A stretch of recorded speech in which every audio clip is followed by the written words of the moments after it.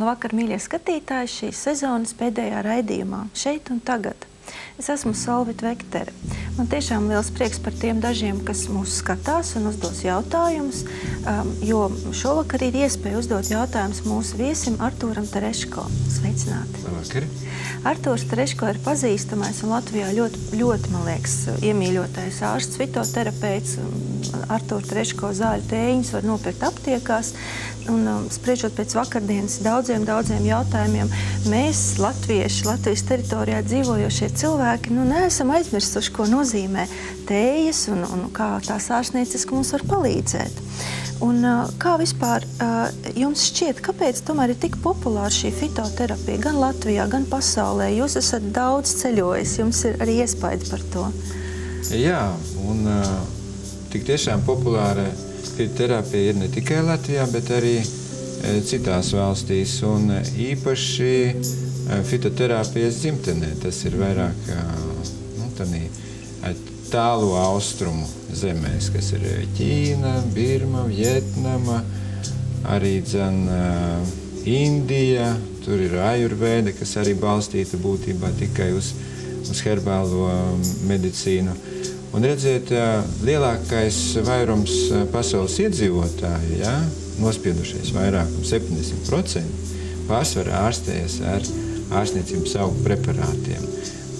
Un šī cilvēces daļa, kas ir augsti attīstīta, tā ir Amerikas, Ziemeļamerikas daļa, Eiropa. Šeit pārsvarā ir tomēr medikamentozā terapija. Bet teikt, ka viņi būtu veselāki un dzīvot ilgāku mūžu, to arī tā nevar apgalvot. Bet Latvijā tātad cik daudz apmēram cilvēki, kas izvēlās homeopātiju, fitoterapiju? Es tā grūti man pateikt, bet katrā gadījumā pie mums tas iet līdztekus, un tas ir ļoti pareizi. Es tieši gribēju prasīt, vai tas ir pretrunā? Tas nav pretrunā, un fitoterapija ir kā palīga metode pie, valstiski tādās apstiprinātās medicīnas. Tas ir jebkurā specializācijā, vai kardioloģijā, vai gastroenteroloģijā, vai onkoloģijā. Visur viņu lieto kā papildus metodi, un es domāju, ka ar labiem panākumiem. Bet jūs, man liekas, ir lieliski tas, ka jūs esat ārsts, ja? Jūs tomēr ieraugat cilvēku nevis vienkārši, kurš atnāk un sūdzās, piemēram, par augstu asinsspiedienu, bet jūs ieraugat kaut ko vairāk viņā un varat piedāvāt viņam zāles, kas nav tikai asinsspiedienam nosišanai, kā tautā saka. Jā, es neesmu fanātiski noskaņots uz fitoterapiju. Es saprotu, ka cilvēkam bieži vien vajadzīgas zāles, kas ir sintezētas, un tur mūsu medicīnā tiešām ir lieliski līdzekļi, bez kuriem cilvēks nevarētu dzīvot. Tas attiecas uz hormonāliem preparātiem, diabēta ārstēšanai, vai hipertoniskās krīzes ārstēšanai, vai kaut kādu asinsvadu spasmu, dažādas problēmas ir. Un, tāpēc es pieļauju iespēju, un bieži vien to izrakstu, teiksim, cilvēkam tur antibiotiķus arī jau vajag, un spiedienu pazeminošas zāles. Es tikai nepiekrītu vienai tendencei, kas mūsu medicīnā valda. Tas ir tā saucamā polipragmāzija, kā ārsti saka, kad vienam cilvēkam, vienam pacientam nozīmē 5, 6, 8 medikamentus vienā dienā. Tā kā viņam vienā reizē sauju tableti jāizdara. Es savulaik izslimoju šo lietu pirmajos gados, kad sāku strādāt par ārstu, un sapratu, ka tas nav pareizi. Bet es skatos, ka mūsu medicīnā tas joprojām turpinās. Tad šādi tableši nomocītie cilvēki nāk pie jums? Jā, arī tā gadās, jo blakus parādību medikamentiem ir daudz vairāk nekā zālītiem. Kaut gan zālītiem arī blakus parādības ir daudz, bet tā mēs jau parunāsim. Jā, lūdzu. Labvakar. Es priecājos par jums, un es gribu pajautāt šādu lietu. Tagad ir ievazātas, teiksim, tādas ķanšītēs, no austrumiem, nu tur tirgotā nelegāli vai legāli. Kā jūs pēc tām skatāties? Ķenšī un zaļā kopā ar lipīdiem it kā, un esot tik ļoti laba tur saraksts, ka, holesterīnu pazemina, viss. Bet kas tur iekšā tas tējās, Jā, paldies par jautājumu. Kā jūs to skatāties? Paldies. Jā, ļoti aktuāls jautājums, vai tie līdzekļi mums vispār var palīdzēt? Varbūt jāvāc pašiem savas zālītes tomēr. Vai šie austrumu maisījumi mums palīdz tāpat kā austrumu cilvēkiem? Jā, Ķenšī tā ir kompānija. Tā kompānija, kas ražo no Ķīnas, kas ražo vismaz kādus 80 vai 90 nosaukumu tējas. Un daudzas no tām tiešām ir efektīvas. Var uzticēties? Es domāju, ka jā. Cits ir jautājums, kā mūsu organisms panes kaut ko tādu ļoti svešus augus, ar kuriem nekad nav saskārušies, vai tur neveidojas kādas alerģiskas reakcijas. Un esmu dzirdējis tomēr, ka šajos produktos, teiksim, ja teiks, ka viņš tonizējošs ir, tad tur ir ielikts kaut kas no efedras, jā.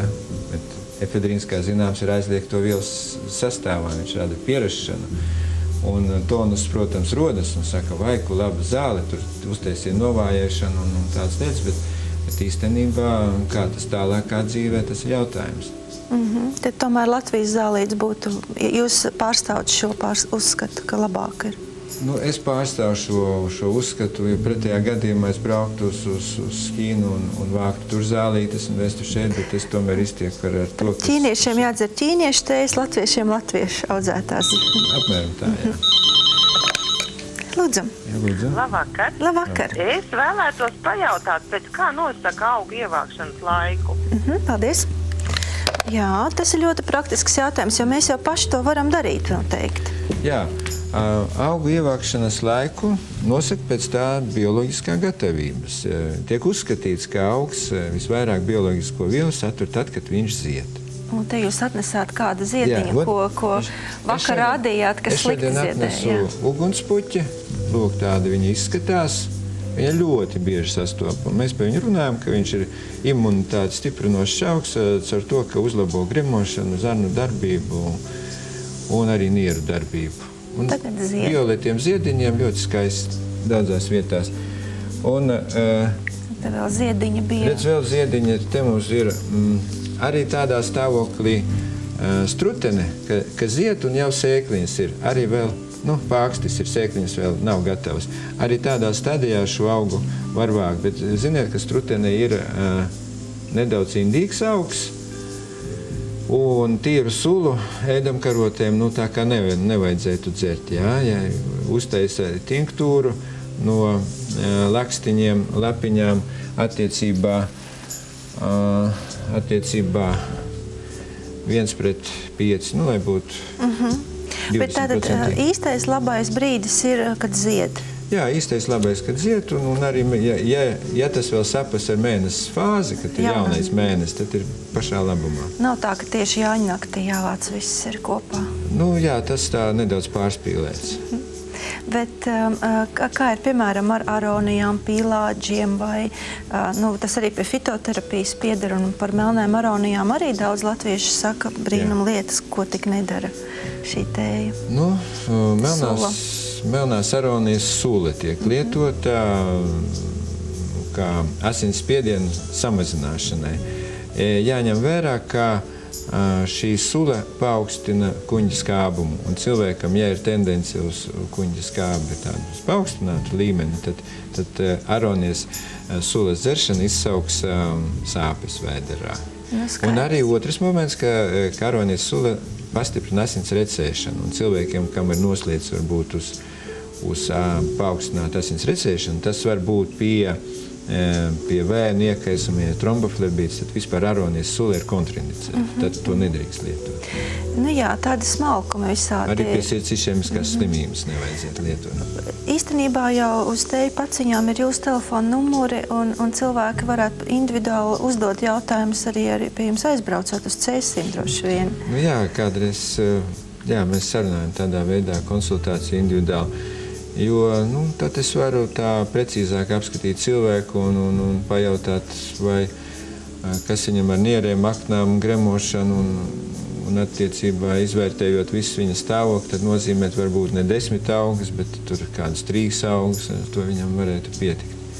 Bet sakiet, lūdzu, tomēr man ir interesanti, ņemot vairāk tikai 2 vakarus, jūs esat šeit. Kā tā jums tas virziens fitoterapija, jums kā ārstam, kad tas jums kļuva interesanti? Kāpēc jūs kļuvāt par fitoterapeitu? Jums ir vecmāmiņa bijusi gudra vai kaut kāds, kāds ir jūsu stāsts? Mēs bērnībā pa pļavām staigājām un vecmāņas stāstījām, lūk, tā ir tā zālīte, jā. Un tā ir priekš tām, un pie viņas brauc tāpat cilvēki, un viņa tur viņus tā ārstēja, kā lauku sieviņa, kas zināja zālīšu noslēpumu.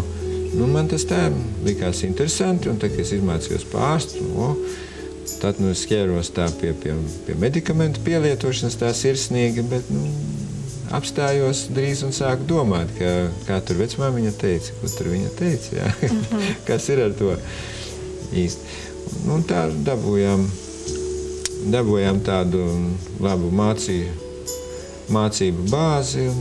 Kur jūs mācījāties, kur to var apgūt? Tas savulaik bija, Krievu laikos, ka ārsti varēja celt savu kvalifikāciju un gadījās pamācīties Maskavas gidu. Tāds ir iestāde. Jā, lūdzu. Lūdzu. Labvakar. Labvakar. Man interesē, es ļoti gribētu pajautāt Treško kungam tādu jautājumu, vai viņš pazīst tādu augu, ko sauc par purva vairodziņu. Paldies. Tas jautājums, es gribēju tikai paskaidrot to, ka viņš ir ļoti populārs, un šobrīd imunoloģijā Londonā tiek veidots speciāls līdzeklis pret audzējiem un pārējiem tādām lietām. Bet viņš augot arī Latvijā, tas bija Olmītas eliksīrā publicēts. Un tagad es ilgstoši meklēju un nevaru atrast, varbūt, ka tāds jautājums varētu atbildēt, vai zināms. Purva vairodziņš, ja? Jā. Paldies. Jā, paldies. Purva vairodziņš pie mums ir ļoti reti sastopams, un tās ir sarkanajā grāmatā ietilpst augs. Tāpēc es viņu esmu redzējis atsevišķās vietās, bet mēs viņu nevācam. Turpretī purvos un purvainās pļavās ir bieži sastopama purva vārnkāja. Un vārnkāja ir arī augs, kas tiek izmantots onkoloģijā ar labiem panākumiem. Ir pierādīts, ka vārnkājas preparātiem ir cita toksiska iedarbība uz audzēju šūnām, bet augs kā tāds nav indīgs vispār. Un tas ir reti sastopams tāds kombinācija, ka viņš slikti uz šūnām iedarbojas audzēju šūnām un pats nav indīgs.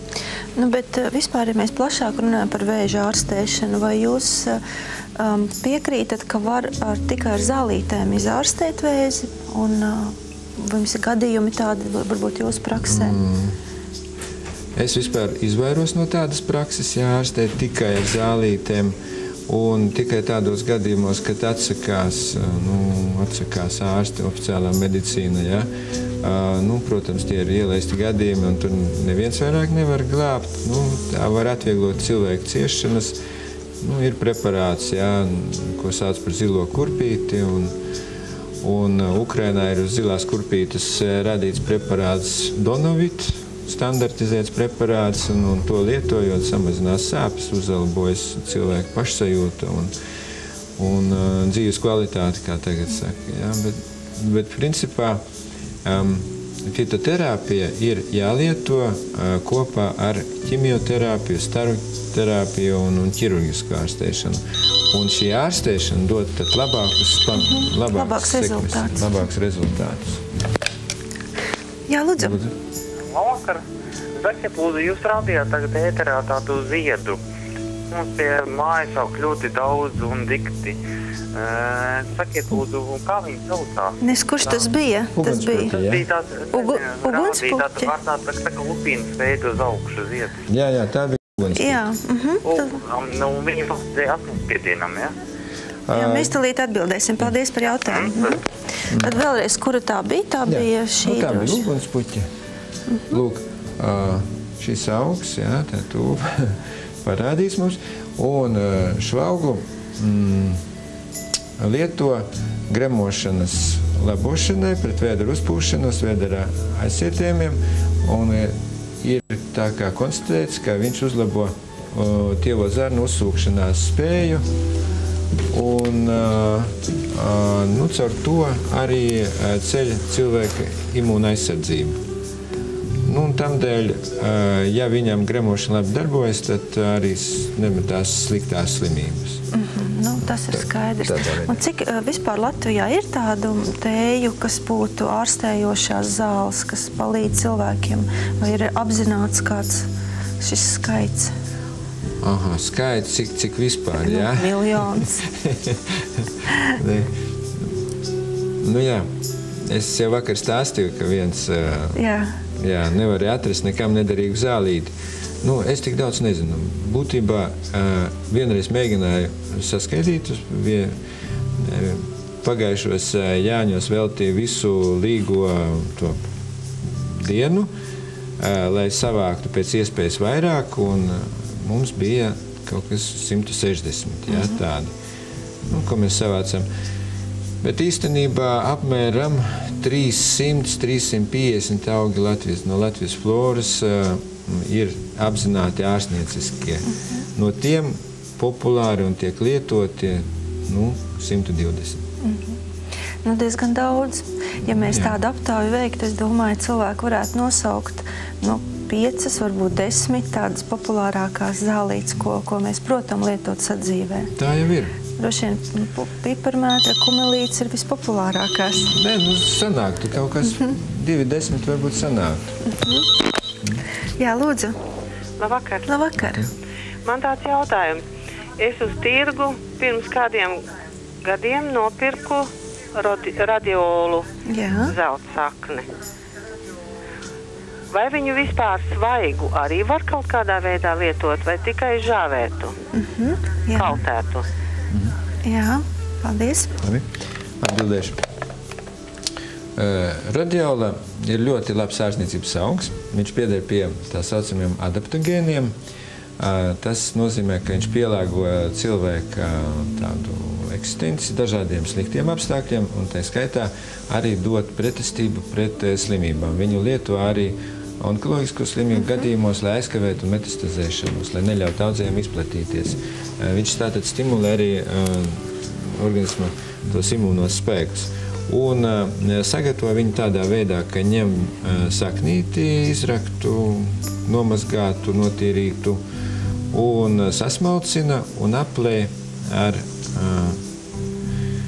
šī gadījumā nevis ar 90 vai kādu stipro, bet kaut kur ar 50 grādīgo spirtu, un nav obligāti jābūt saknītei žāvētai. Pat svaiga ir labāka. Un tad attiecībā 1/10, lai būtu, es kļūdos, 5, lai būtu 5%, 5 grami uz 100 mililitriem to degvīna vai spirta, ja?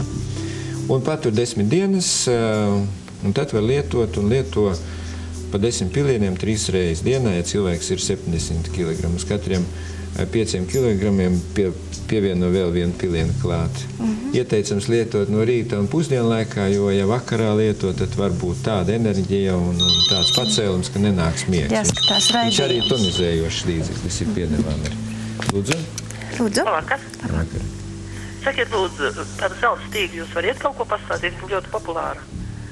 Jā, paldies.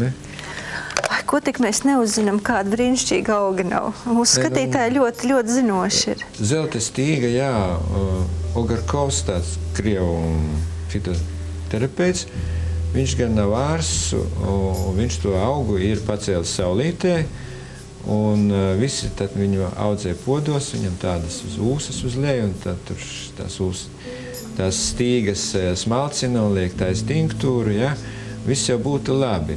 Bet es izmisīgi centos sameklēt kaut vienu zinātnisku publikāciju par šo augu, jo man interesē, ko viņš īsti satur, kādas aktīvas vielas un ko no viņa var sagaidīt. Un neko tādu nedabūju pa visu internetu, bet ir norādījumi, ka viņš ir labs kā biostimulātors. Pie tam viņu sagatavo arī līdzīgi kā aloja liek leduskapī, tur, lai viņš paliek tumsā un augstumā, lai viņš atbrīvotos bioloģiskos tādus spēkus, un tad tikai pēc tam taisa preparātus. Tātad viņš ir biostimulātors un lietojams tāpat kā aloja. Ja? Nu, lai paceltu organismu pretestības spēkus, pret saaugstēšanos, ka ir locītavu iekaisums, ja vispārējais nogurums sajūtas. Esmu arī pagatavojis un esmu devis uzmanīgi saviem pacientiem. Diemžēl neesmu dzirdējis no viņiem nekādas atsauksmes. Man kādreiz pasaka, ja kaut kas ļoti labi, pasaka, kaut gan reti. Biežāk pasaka, ja kaut kas slikti ir. Bet kā vispār ir ar to, cik pacientiem tiešām palīdz, vai ir kaut kāda statistika jums, cik tā fitoterapija ir iedarbīga vispār cilvēkiem? Jā, man ir statistika pietiekami nopietna, jā, ar visiem pat ultrasonoskopijas datiem, jā, pat ar koronarogrāfijas datiem, ka tur palietojuši tos preparātus, jā, tur āmuli un ķiploku tinktūru un vilkābeli, un uzlabojas pat asinsvadu stāvoklis un ritms labojas, un akmentiņi pēkšņi vairāk ultrasonoskopijā neparādās, jā, un fibromiomas tur mazinās, ir. Bet tas nav 100%, un tā kā es apmēram domāju, ka tējas strādā apmēram 60% labumu dot. Nu, un tie 40%, tad es ceru, ka nedot arī sliktumu, jo nav nekas dzirdēts. Tādīs tējās, kas manas ir, viņās ir tāds princips, lai nekaitētu, tur devas ir tādas saliktas, kas nepārsniedz pieļaujamās, jo mums jau arī regulē. Jā, mēs nevaram likt tur asinszāli, teiksim, tur 5 gramus vienā devā, jo viņa tiek uzskatīta par stipri iedarbīgu. Mēs varam ielikt tur tikai 0,03 gramus vienā porcijā. Tad tā arī pēc tā pieturamies. Lūdzam. Labvakar. Labvakar. Es gribēju pajautāt par tādu augu kā ehinācija, tā rozā, kas ir. Un tad ir tāda pati rudbekī, tāda pati brūna, vai tas ir viens un tas pats, un kādā veidā viņu vajag sagatavot. Man viņa aug dārzā. Kā ar viņu jārīkojas? Labi, paldies. Paldies. Ehinācijas ir vairāku veidu, un ehinācijas ir diezgan populārs visā pasaulē augs, un viņš tiek uzskatīts par imūna sistēmas stimulātoru. Tagad vispār vairāk ar augiem runā sakarā ar imūna sistēmu, kā viņi to regulē. Bet ehinācija ir viena vaina, ka viņa tos savas labās īpašības saglabājot tikai pusgadu. Tā kā droga derīga ir pusgadu. Pēc tam jau viņa paliek nevērtīga. Attiecībā par bioloģisko jautājumu, vai ehinācija un rudbeki ir viens un tas pats, man tā izskatās, ka vispār ir viens un tas pats. Tad tā brūni vai rozā ziediņa tam nav nozīmes. Jā, ir, bet pa īstam purpura ehinācija ir tā, kas tiek lietota. Tās rudbekies varbūt ir citas ehinācijas. Varbūt kāds biologs zina labāk par mani, kā tas notiek. Kā viņas labāk sagatavot? Sagatavo vai tinktūrā vai tējā, kā parasti.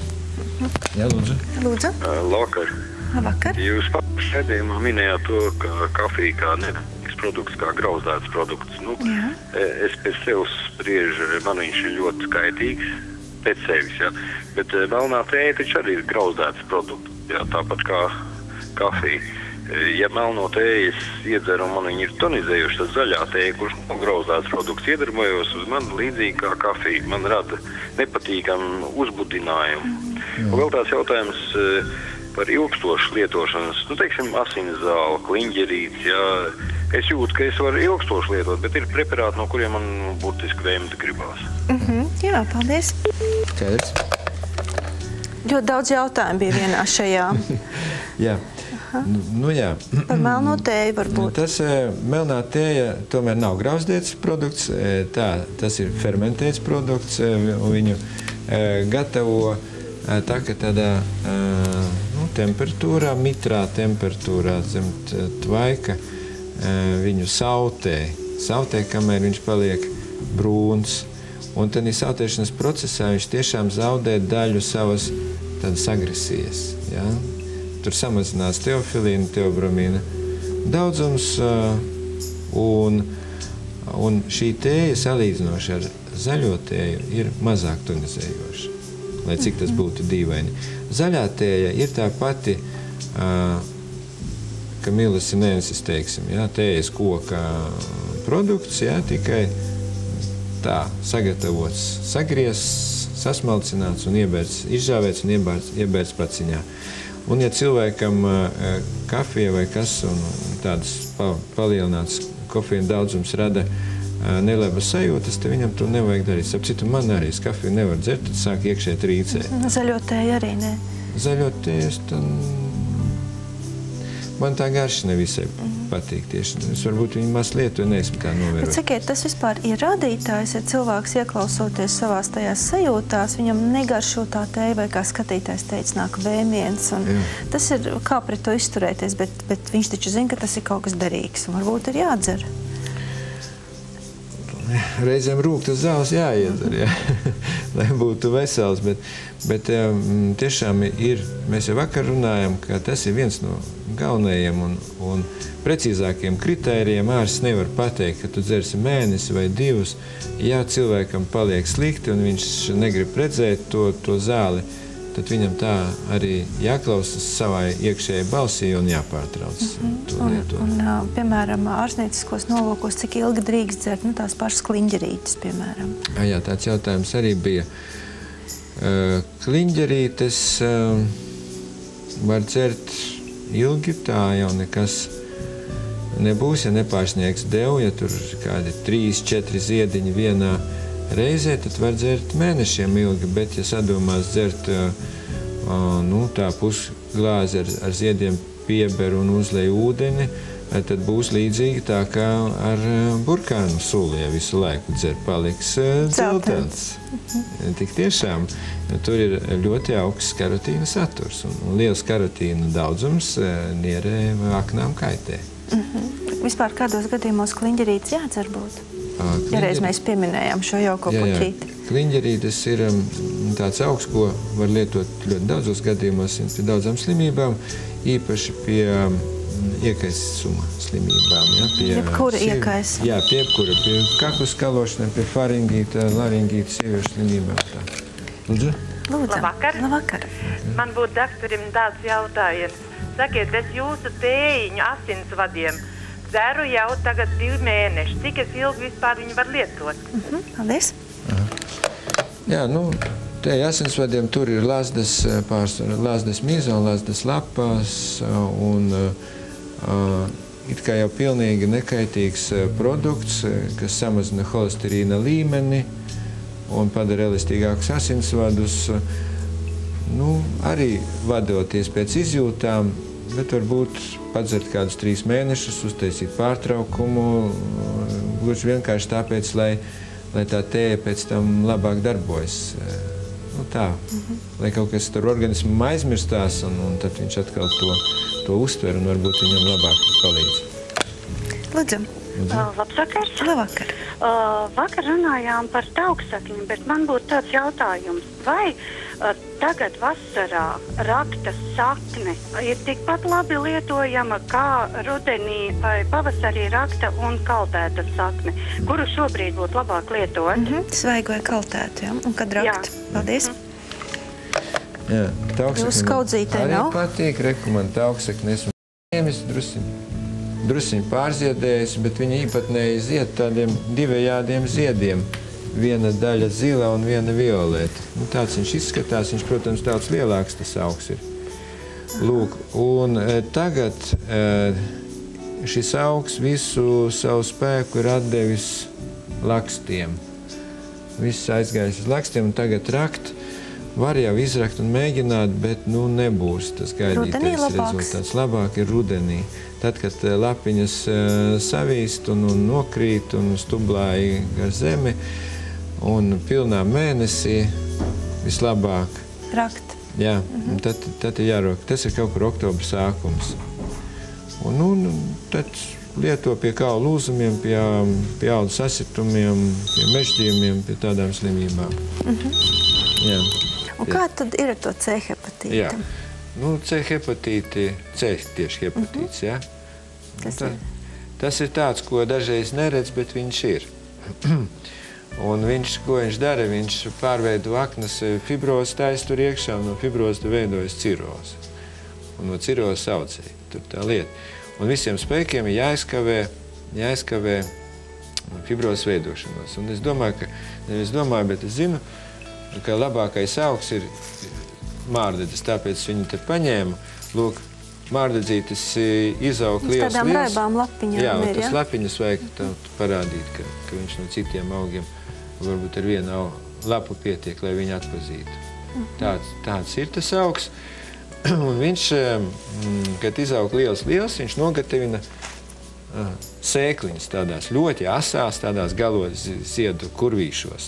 Tur tiešām nevar pieskarties viņam uzreiz asinis savainojas.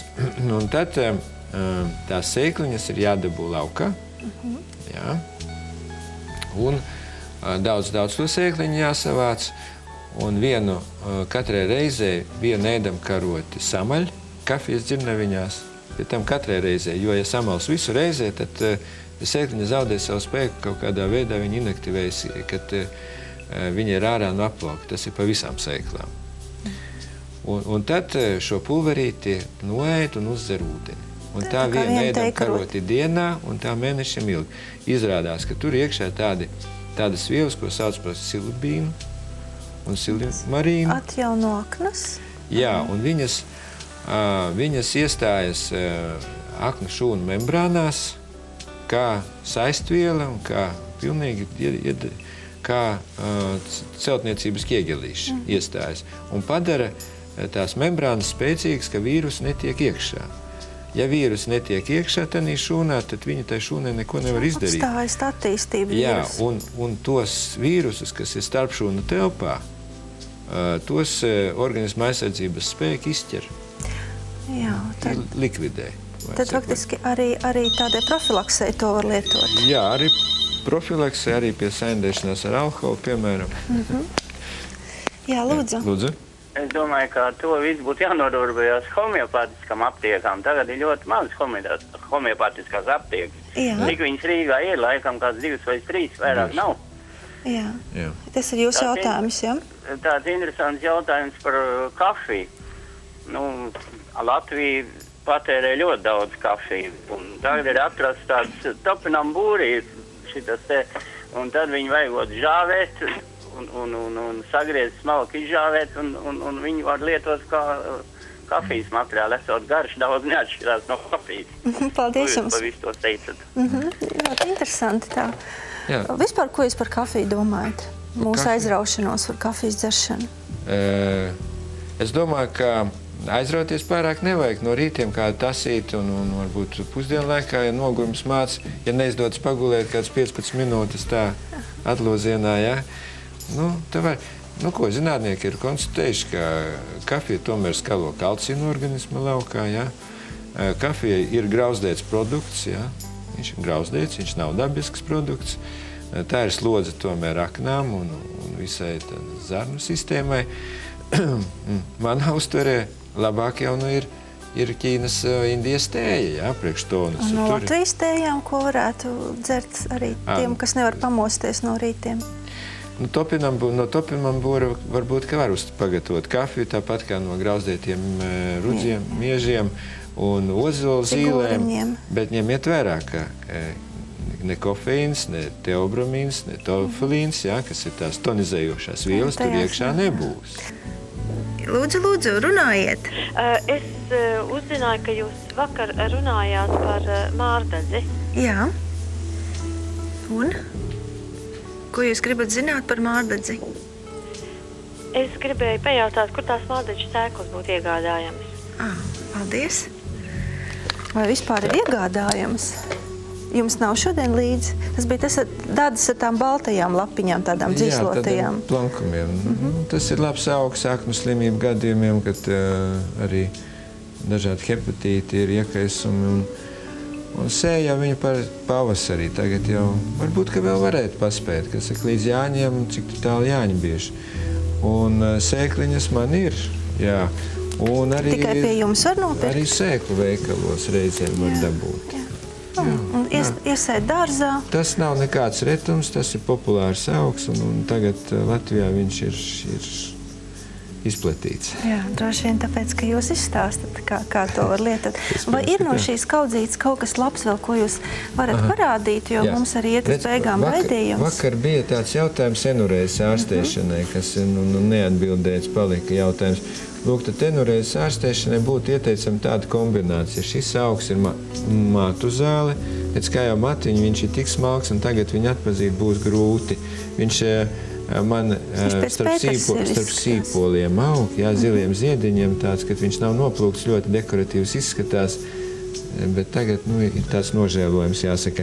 Un tad šis augs ir ārstniecības ancītis, viņš ziedēs ar tādu dzeltenu vālīti. Lūk, un tad kombinācijā pret enurēzi vēl asins zāli. Šī gadījumā tā ir divšķautņu asins zāle. Mēs viņu lietojam gan divšķautņu, gan četršķautņu, gan depresiju, gan dažādiem gremošanas traucējumiem, plaušām un arī enurēzes ārstēšanu. Visus augus viens pret vienādās daļās. Šito kaudzīti jūs ieteiktu? Jā, tas būtu labs līdzeklis, lai nakts čurāšanu pārtraukt. Tas ir bērniem.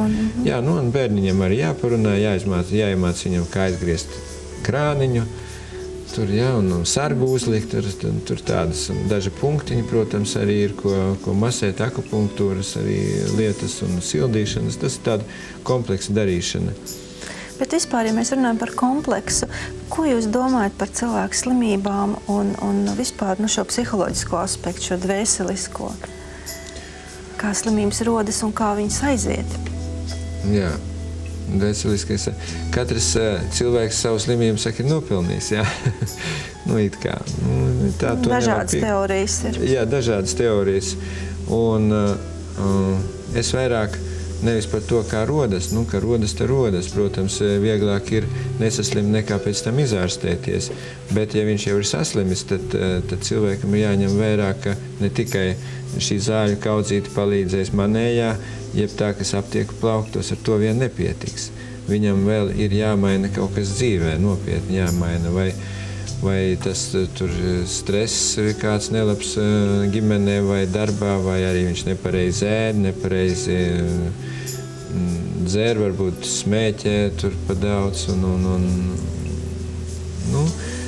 Cilvēks vispār, cilvēkam piemīt daudz vājību, un no vājībām grūti tikt vaļā, bet tomēr, ka slimība piespiež, viņam ir jāatrod sevi iekšējos spēkus un jādabū.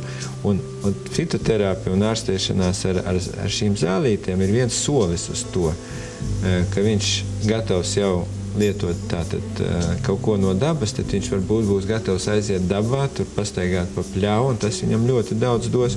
Viņam varēs varbūt iestāstīt daudz ko pa diētu, daudz ko pa kustībām, un tad jau viņam ir ļoti reālas iespējas atgūt veselību. Jā, pie jums atnāk cilvēki, kas ir diezgan gatavi būt veseli, un viņi to tiešām grib, acīm redzot. Jā, droši vien, jo savādāk labas panākumus nevar gūt. Vienkārši bieži ārsti saka, ka cilvēki atnāk, viņi gaida brīnuma tableti, bet viņi nav gatavi neko ieguldīt, lai būtu paši savā veselībā. Jā, tieši tā. Bet aizvien vairāk cilvēku saprot, ko nozīmē. Tieši tā. Bet mums jābeidz raidījums būs, un tas joprojām ir doktors Artūrs Tereško. Vai jums ir kādi pāris vārdi, ko jūs gribat pateikt skatītājiem noslēgumā? Jā. Redz, tā iznāca, ka es piedalos pēdējā raidījumā šī sezonā, un es gribu novēlēt saulainu vasaru visiem mums iedzīvotājiem Latvijā un bagātu ražu, labu klimatu, lai mūs neskar globālais sasilšanas briesmas, un lai mēs biežāk varam iziet pļavā, ieskatīties kādam ziedam atstiņās un varbūt atrast priekš sevis kaut ko ļoti labu un interesantu. Paldies jums par novēlējumu, paldies, ka piedalījāties raidījumā. Tiešām ļoti sirsnīgi, ka jūs atradāt laiku tam. Bet paldies jums, mīļie skatītāji, par visu šo sezonu, ko jūs cits varbūt regulārāk, cits mazāk, cits nejauši uzslēdza. Nu tad, ziniet, raidījums šeit un tagad iet atvaļinājumā. Mēs atgriezīsimies augustā. Lūdzu, sekojiet televīzijas programmām. Noteikti atradīsiet, kas meklē, tas atrod. Novēlu jums visiem un arī sev, protams, labu atvaļinājumu, saulainu vasaru, bet tagad ar labu nakti.